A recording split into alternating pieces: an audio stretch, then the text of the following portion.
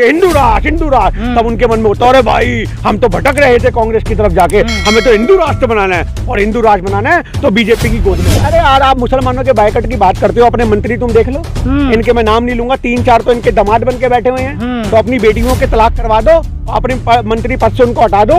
आप समझ लो मेरी बात, एक तो ये जो इनके मंत्री हैं इनको हटाओ, इनकी बेटियों के तलाक कराओ भाजपा वालियों के, तब हम मानेंगे कि आप सही माने में हिंदू राष्ट्र की मांग। केजरीवाल तो शुरू से आरएसएस का एजेंट है, तो आरएसएस के ऊपर से प्रेशर आया होगा, डंडा आया होगा, भैया देख तेरे बंदे क्या कर रहे हैं, वो हमारे हिंदुओं का वोट बैंक खत्म कर रहे हैं, हमारे लिए गोल्ड कॉइन है, ये बीजेपी मानती है, ये गोल्ड कॉइन हमारे हिस्से में रहने चाहिए। तो आज अगर वो 10,000 बंदे कहीं और चले जाएंगे तो हमारा वोट बैंक टूट सकता है। थप्पड़ मारा था दिल्ली में, सुल्तानपुरी में, मंगोलपुरी में, बुद्ध विहार रोड पे मेरे सामने थप्पड़ पड़ा था इसको, वो भी इनका बन गया। दिल्ली मॉडल ये है कि स्कूलों के अंदर पानी भरता है, स्कूलों में बच्चे डेंगू से बीमार हो रहे हैं। दिल्ली मॉडल ये है कि दिल्ली में एक स्कूल भी नया नहीं बना, सब कांग्रेस के टाइम के बने हुए हैं, उसके ऊपर पेंट मार दिया, बोला ये दिल्ली का। 80 करोड़ आबादी अगर हैंड टू माउथ हो चुकी है, जो मिडिल क्लास से लोअर क्लास में जा चुके हैं, लोअर क्लास झुग्गियों में जा चुके हैं, झुग्गी वाले सड़क पे आ चुके हैं, तो वो सिर्फ केजरीवाल और वो सिर्फ मोदी की देन।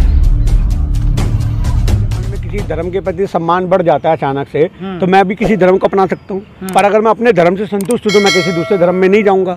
ये तो आप उन लोगों के बारी बारी माइक लगा के पूछो जिन्होंने बौद्ध धर्म को अपनाया है कि क्या तुम्हारे धर्म के अंदर तुम्हें एक विश्वास कम दिख रहा था, क्या तुम्हारे धर्म के अंदर तुम लोगों को कुछ अच्छा नहीं लग रहा था, तुम अपने धर्म का बॉयकॉट करके दूसरे धर्म को क्यों अपना रही हो। तो आप उन लोगों से पूछो जो 10,000 लोगों ने अपनाया है, क्या उनकी कनपट्टी पे बंदूक रख के धर्म परिवर्तन कराया गया, क्या केजरीवाल का कोई दबाव था या उनके मंत्री का कोई दबाव था, उन लोगों को प्रलोभन दिया गया कि अगर आप धर्म परिवर्तन करोगे तो आपको हम ये फायदे देंगे, आपको वो फायदे देंगे, क्योंकि फ्री की मैं तो कह रहे हैं कि ये केजरीवाल की साजिश मैं आपसे दिल्ली में जगह दिया गया। मैं आपसे यही तो कहना चाह रहा हूँ, अगर ये चीजें हैं तो ये जांच का विषय है, क्योंकि आज धर्म परिवर्तन एक आदमी के हृदय परिवर्तन पर निर्भर करता है कि उसका मन बदलेगा तो वो करेगा। पर आज अगर कोई आदमी गरीब आदमी तुम उसे बोलो कि हम तेरे को बंगला दे देंगे, हम तेरे को कोठी दे देंगे, तो इस धर्म को अपना ले, तो बहुत सारे लोग राजी हो जाएंगे।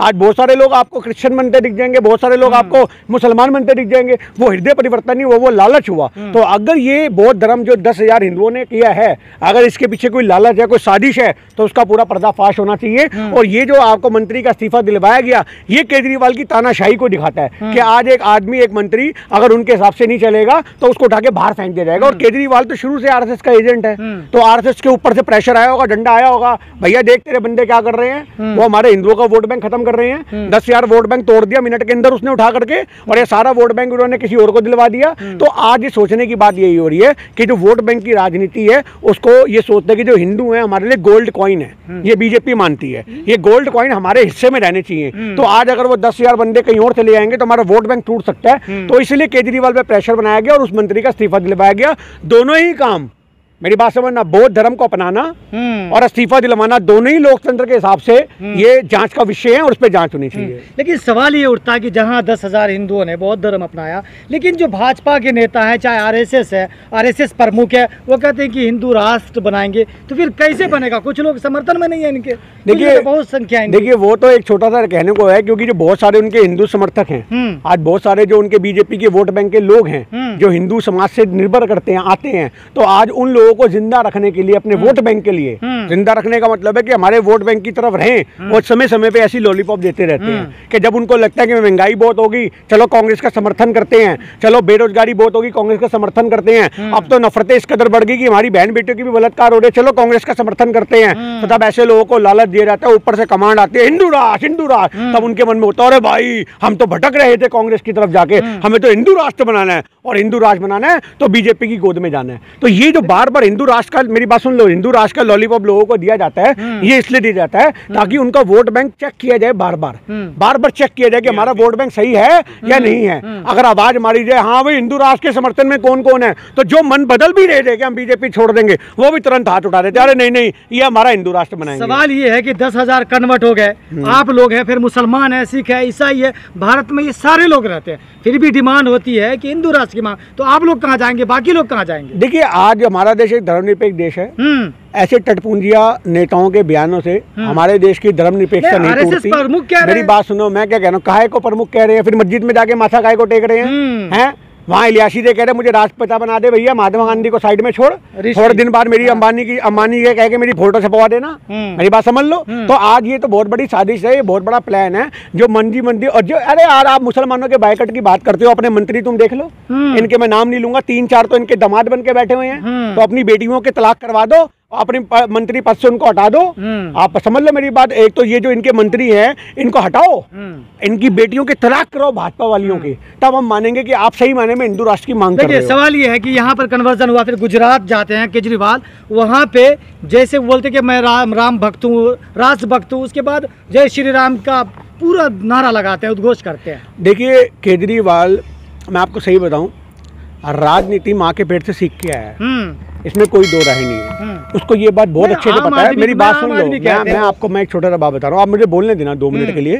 केजरीवाल राजनीति अपनी माँ के पेट से सीख के आया है। जो थोड़ी बहुत रह गई थी वो आरएसएस वालों ने सिखा दी कि धर्म के मामले में कैसे तेरे को ऊपर जाना है, जनता को कैसे बेवकूफ बनाना है। आज इसको पता है कि अगर मैं पंजाब में बैठा हूँ तो मुझे यहाँ पे हीरो बनाना है भगत सिंह को, क्योंकि लोगों के जज्बात जुड़े हैं। आज भगत सिंह इनके लिए एडवर्टाइजमेंट है, मेरी बात को समझो। अच्छा। आज हमारे लिए वो एक क्रांतिकारी है, पर भाजपा वालों के लिए वो एडवर्टाइजमेंट का मोहरा है। आज ये भगत सिंह का इस्तेमाल कर रहे हैं। ये पंजाब के लोगों को, भारत के लोगों को समझने की जरूरत है, जो अपनी हर बात में भगत सिंह करते हैं। भगत सिंह ने तो भैया देश के लिए जान दे दी, तुम शराबे पिला पिला के लोगों की जान ले रहे हो। तुम काहे के भगत सिंह के नहीं आई हो? तुम्हें पता है कि पंजाब में भगत सिंह के चेहरे पे वोट मिलेगा, तो वहां जाकर के तुम भगत सिंह करते हो। तुम्हें पता है कि वहां से गांधी की तस्वीरें भी हटा दी, बात को समझो। वहां से सरकारी महकमों से गांधी की तस्वीर हटा दी, पर आज इनको पता है गुजरात में वोट किसके नाम से मिलेगा? गांधी के नाम से मिलेगा। मेरी बात समझो। तो वहां चरखे पे बैठ के धागा काटने के लिए, अरे ऐसे नकली आदमी को तो लोगों को सोचना चाहिए कि जो समय समय पे रूप बदल लेता है, जो समय समय पे पाखंड करता है। इसको पता है कि मुझे भगत सिंह का पासा कब फेंकना है, इसको पता है मुझे महात्मा गांधी का पासा कब फेंकना है, इसको पता है मुझे, अरे पूरे देश ने, यहाँ तक कि संघियों ने भी 2 अक्टूबर को महात्मा गांधी के आगे नतमस्तक होकर के, प्रधानमंत्री साहब ने भी, क्या उनके अनुयायी महात्मा गांधी को गोली मारते हैं, मेरी बात समझ लेना, उनके पुतले पे गोलियां दागते हैं ये लोग, आज समझो। पर उसके बावजूद महात्मा गांधी एक वो शख्सियत हैं जिनके आगे अच्छे को झुकना पड़ेगा। अंग्रेज भी झुके और ये काले अंग्रेज भी झुक रहे हैं, पर केजरीवाल 2 अक्टूबर को गांधी जयंती के दिन यहाँ पर दिल्ली प्रदेश की रोड है हमारी, आप समझना इस बात को, तो इस रोड पे जहां इनका ऑफिस है वहां पे एक बहुत बड़ा कार्यक्रम करता है भगत सिंह के नाम का। अरे भगत सिंह का आप प्रोग्राम किसी और दिन भी कर सकते हो। आप गांधी को समाज से हटाना चाह रहे हो, ये भी आपकी बहुत बड़ी गलतफहमी है। आप हट जाओगे, गांधी का नाम नहीं मिटा पाओगे। नहीं, सवाल ये है कि जैसे गुजरात में केजरीवाल जाते हैं, ऑटो वाला क्या खाना खाते हैं, लेकिन कुछ दिन के बाद वही ऑटो वाला जो है बीजेपी के रैली में नजर आते हैं। अरे इनको जिसे थप्पड़ मारा था ना दिल्ली में, सुल्तानपुरी में, मंगोलपुरी में, बुद्ध विहार रोड पे मेरे सामने थप्पड़ पड़ा था इसको, वो भी इनका बंदा था। अच्छा। ये थोड़े इसको बोला गया था कि वहाँ पे आना, मैं आपको बताता हूँ, वहाँ पे आना, मेरे मुंह पे चपेड़ मारना, उसके बाद मैं तेरे घर आऊंगा फलों की टोकरी लेकर के। ये उसके घर फलों की टोकरी लेके चला गया। मैं कहता हूँ केजरीवाल साहब, ऐसे थप्पड़ मारने पर अगर फलों की टोकरी मिलती है तो आप हमारे सामने भी आओ, 2-4 हम भी हाथ साफ करवा दें अपने। बहुत सारे लोग आपसे समाज के हमारे खफा बैठे हैं। मेरी बात सुन लो, हमारी कॉलोनी में सीवर की समस्या इतनी विद्यमान है, आपको उसमें पानी में लिटा के लोग प्यार करेंगे। आप आओ तो सही दिल्ली की सड़कों पे, जहाँ सीवर की समस्या से लोग दुखी हैं, और उसके बाद आप फ्रूट के टोकरे लेके जाते हो या लठ लेके जाते हो, या पुलिस प्रशासन से उनकी टांगे तोड़वाते हो, तब आपसे पूछूंगा। दिल्ली मॉडल गुजरात में दिखाया जा रहा है। दिल्ली मॉडल ये है कि आप अपने घर से बाहर निकलोगे तो आपको सीवर की बदबू से निकलना पड़ेगा। ये गुजरात के लोगों के लिए सुनना। दिल्ली मॉडल ये है कि स्कूलों के अंदर पानी भरता है, स्कूलों में बच्चे डेंगू से बीमार हो रहे हैं। दिल्ली मॉडल ये है कि दिल्ली में एक स्कूल भी नया नहीं बना, सब कांग्रेस के टाइम के बने हुए हैं, उसके ऊपर पेंट मार दिया, बोला ये दिल्ली का स्कूल हो गया। आप दिल्ली मॉडल ये है कि रात को 12-12 बजे शराब के ठेके खोलने की परमिशन देता है ये केजरीवाल। दिल्ली मॉडल ये है कि हर गली में बार खोल दिए।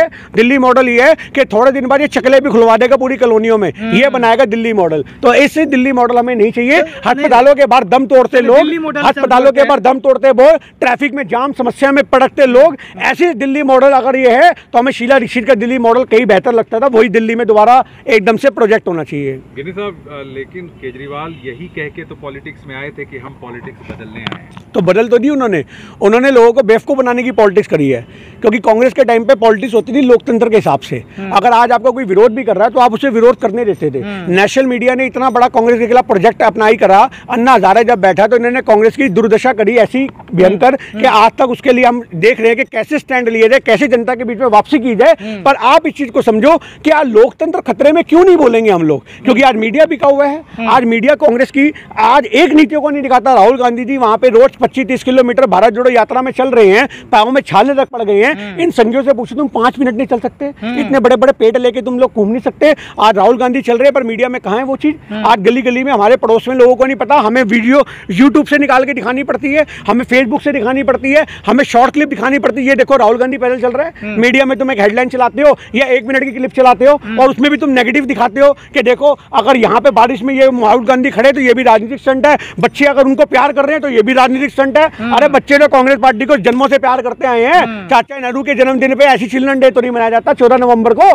बच्चा फूल देता है। तो ये सवाल यही खड़ा होता है ना सोशल मीडिया पे कि मैंडेट क्यों गायब हो गया फिर? हाँ, मैंडेट इसलिए गायब हो गया क्योंकि देश के लोग ऐसे हैं कि आज उनकी थाली से पहले रोटी गायब की गई, फिर उन्हें कच्चा लालच दिया गया। आज आपको पहले बेरोजगार बनाया, मतलब बाप ने बेरोजगार करा और केजरीवाल ने आपको झूठा लालच दे करके कि हम ये दे देंगे हम वो दे देंगे, तो भूखा क्या मांगे, 2 वक्त की रोटी।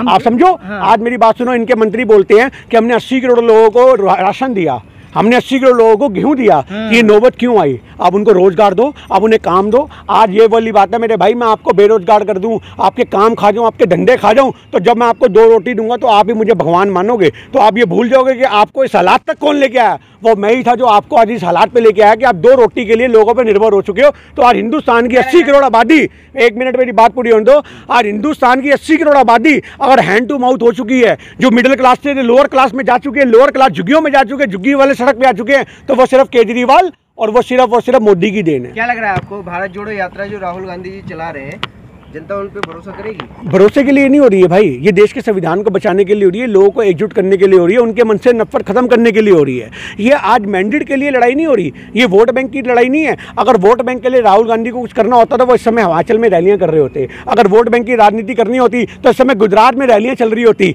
आज वहां पर मेरी बात को समझो कि जितना समय राहुल गांधी जी यहाँ चले हैं, अगर वो 15 दिन गुजरात ही चल लेते ना तो भी वहां पे हमारा मुख्यमंत्री आया था। पर आज ये इलेक्शन की राजनीति नहीं हो रही, ये देश को बचाने की राजनीति हो रही है, क्योंकि आज देश खतरे में है, सही में देश खतरे में है। जब इनके बड़े बड़े मंत्री मंचों से ये बयान देते हैं कि मुसलमानों का बायकॉट करो, इनसे कोई सामान मत खरीदो, इनके घर में चूल्हा ना जले, इनको रोटी कमाने के ऑप्शन बंद कर दो, इनसे काम करो और मजदूरी मत दो, तो आज उस देश के अंदर इस नफरत को खत्म करना बहुत जरूरी है। और उसके लिए राहुल गांधी जैसे एक नेता जो लोगों के लिए सही मायने में जन नेता हैं, ऐसे और भी नेताओं की हिंदुस्तान में जरूरत है, जो एक छोटे छोटे कार्यकर्ताओं के रूप में गली गली हमारे ऐसे लोग भी उपस्थित हैं, जो जाके लोगों को संदेश देते हैं कि भाईचारा बढ़ाओ, नफरत को खत्म करो। चलिए, बहुत शुक्रिया।